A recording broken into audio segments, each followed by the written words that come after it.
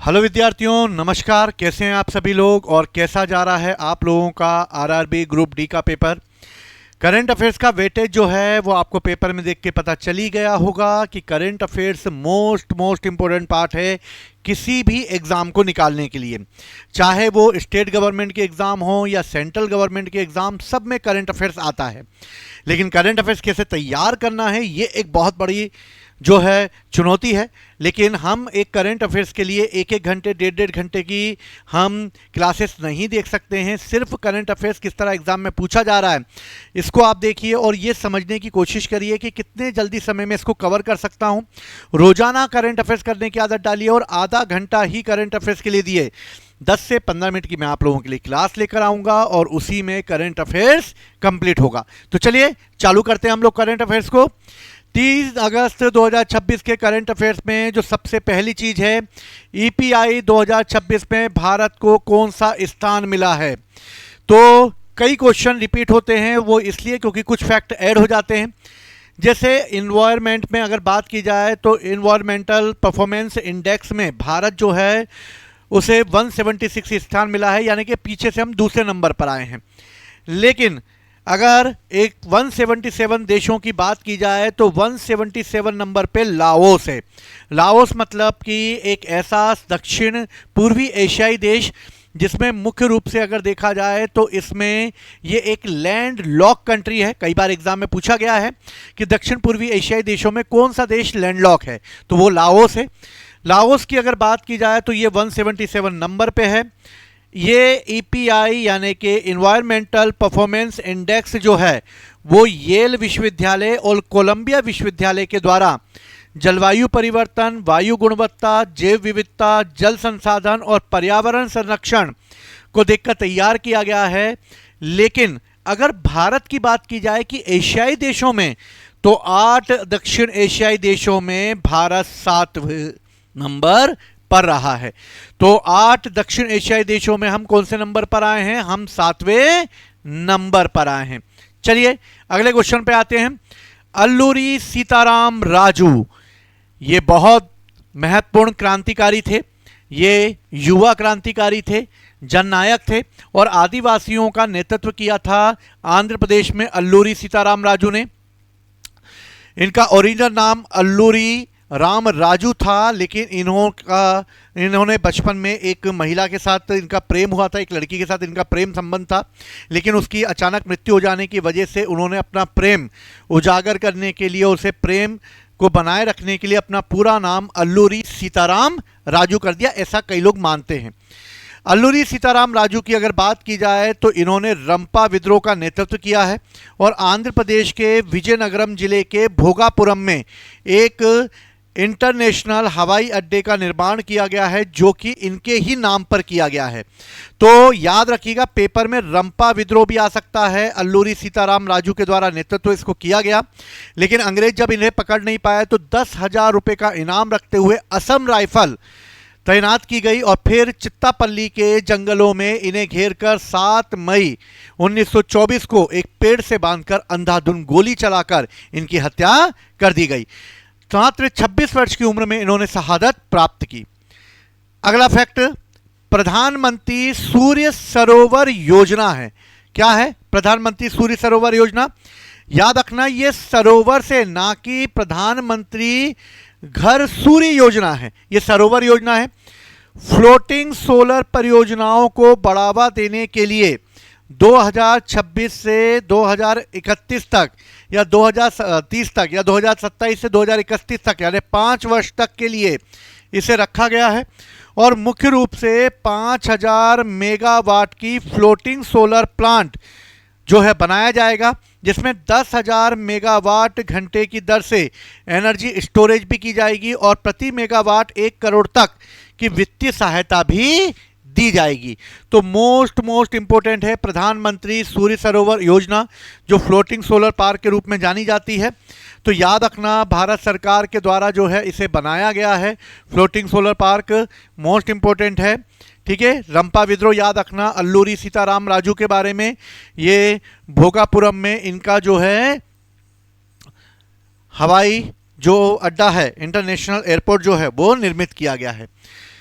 प्रमुख प्रदर्शनी वस्तु उत्सव 2026 का कहां पर आयोजन किया गया? तो मोस्ट इंपोर्टेंट है, प्रदर्शनी लगेगी भैया चेन में लगेगी। तो भैया चेन मिल जाए, वस्तु उत्सव हो जाए 2026 में चेन्नई में। चेन्नई में अंतर्राष्ट्रीय पुस्तक मेला लगाया गया है जनवरी 2026 में। ये अंतर्राष्ट्रीय पुस्तक मेला भी लगाया गया था। भारत में अंतर्राष्ट्रीय चमड़ा मेला भी लगाया गया था 2026 में। और मेड इन एक्सपो 2026 ये भी जून 2026 में लगाया गया। यानी चेन्नई में प्रमुख प्रदर्शनी वस्तु उत्सव भी चेन्नई में लगाया गया है अगस्त में। तो मुख्य रूप से क्या क्या लगाया गया है? तो प्रमुख वस्तु उत्सव भी ये भी चेन्नई में, चेन्नई अंतर्राष्ट्रीय पुस्तक मेला भी चेन्नई में, भारत अंतर्राष्ट्रीय चमड़ा मेला भी चेन्नई में, और मेड इन एक्सपो भी चेन्नई में। तो वस्तु मेला भी लगेगा, चमड़ा मेला भी लगेगा, पुस्तक मेला भी लगेगा, मेड इन एक्सपो भी लगेगा, सब लगेगा चेन्नई में। राष्ट्रमंडल खेलों में जूडो में स्वर्ण पदक दिलाने वाली भारतीय कौन है? तो ये हैं अस्मिता डे। अस्मिता डे याद रखना, त्रिपुरा की ये रहने वाली हैं और इन्होंने जूडो में राष्ट्रमंडल खेलों में 48 किलोग्राम के वेट में जो है गोल्ड मेडल दिलाया है और भारत को पहली बार दिलाया है। और इस तरह 23 वर्ष की त्रिपुरा की रहने वाली अस्मिता डे कनाडा के हिडी क्वाच को फाइनल में हराकर जीता इन्होंने। तो ये भी क्वेश्चन पूछा जाता है किसको हराया? तो हिडी क्वाच को हराया कनाडा की। और इस तरीके से राष्ट्रमंडल में जो है मुख्य रूप से इन्होंने जीत लिया है अपना गोल्ड मेडल। तो ये क्वेश्चन भी मोस्ट इंपोर्टेंट है, कई बार पूछा जा सकता है, याद रखिएगा आप इस बात को। चलिए नेक्स्ट क्वेश्चन पर आते हैं हम लोग। अगला क्वेश्चन आते हैं दीप्ति योजना। तो भैया दीप्ति योजना किससे रिलेटेड है? तो दीप्ति योजना जो है वो छत्तीसगढ़ से रिलेटेड है। दीप्ति कहाँ की? दीप्ति छत्तीसगढ़ की है। SHG महिलाओं को सौर ऊर्जा उद्यमी बनाना है, यानी कि इसके तहत 5 वर्षों में 5000 महिला नेतृत्व सौर उद्यम और 50,000 हरित रोजगार उपलब्ध कराने के लिए किया गया है, जिसमें 5 लाख परिवार और 10,000 सार्वजनिक संस्थानों तक ये सौर पैनल लगाए जाएंगे। तो महिलाओं को आत्मनिर्भर बनाने के लिए छत्तीसगढ़ ने दीप्ति योजना लॉन्च कर दी है। तो ये भी पढ़ चुके थे हम लोग, याद रखिएगा।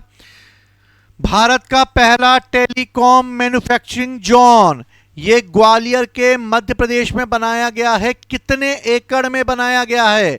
तो पिछली क्लास में हमने भी ये पढ़ लिया था कहां बनाया गया, आज हम पढ़ रहे हैं कितने एकड़ में बनाया गया। तो 170 एकड़ में बनाया गया प्रथम चरण में। 30 जुलाई को डीओटी और मध्य प्रदेश सरकार के बीच 5G 6G उपकरण, ऑप्टिकल फाइबर और सेमीकंडक्टर का इसमें निर्माण किया जाएगा। कैबिनेट ने पीएम किसान योजना में वित्त वर्ष 2026-27 से कब तक की अवधि के लिए इसे बढ़ा दिया है? तो 2026-27 से 2030-31 तक की अगले 5 वर्षों की अवधि तक इसे बढ़ा दिया गया है। और प्रधानमंत्री किसान योजना के तहत कुल बजट कितना रखा गया? तो 3.15 लाख करोड़ रुपए का बजट रखा गया है, जिसमें वार्षिक सहायता 6,000 प्रतिवर्ष 3 समान किस्तों में उपलब्ध कराई जाएगी। तो मोस्ट इंपोर्टेंट है, याद रखिएगा इस बात को भी कि इसमें मुख्य रूप से जो किया गया है वो क्या है? तो इसमें मुख्य रूप से जो किया गया है वो ये है कि इस समय प्रधानमंत्री किसान योजना के तहत वित्त वर्ष को बढ़ाकर 2026-27 से 30-31 किया जाएगा और इसकी राशि जो है 3.15 लाख करोड़ कर दी जाएगी, 6,000 रुपये वार्षिक कर पर। तो याद रखिएगा, मोस्ट इंपोर्टेंट है ये। चलिए आगे बढ़ते हैं हम लोग। भारतीय अंगदान जो है वो कहाँ पर? तो भारतीय अंगदान की बात करते हैं हम लोग। तो राष्ट्रमंडल खेलों में भारतीय अंगदान की बात करते हैं कि भारतीय अंगदान दिवस जो है वो कब मनाया जाता है? तो भारतीय अंगदान दिवस के रूप में बात की जा रही है। तो भारतीय अंगदान जो है वो मुख्य रूप से जो मनाया जाएगा उसमें मुख्य रूप से क्या है? तो भारतीय अंगदान दिवस 3 अगस्त को मनाया जाएगा। मोस्ट इंपोर्टेंट है, याद रखिएगा इस बात को। तो 3 अगस्त को जो है वो भारतीय अंगदान दिवस के रूप में मनाया जा रहा है। इसको याद रखना, थोड़ा सा बिगड़ रहा है।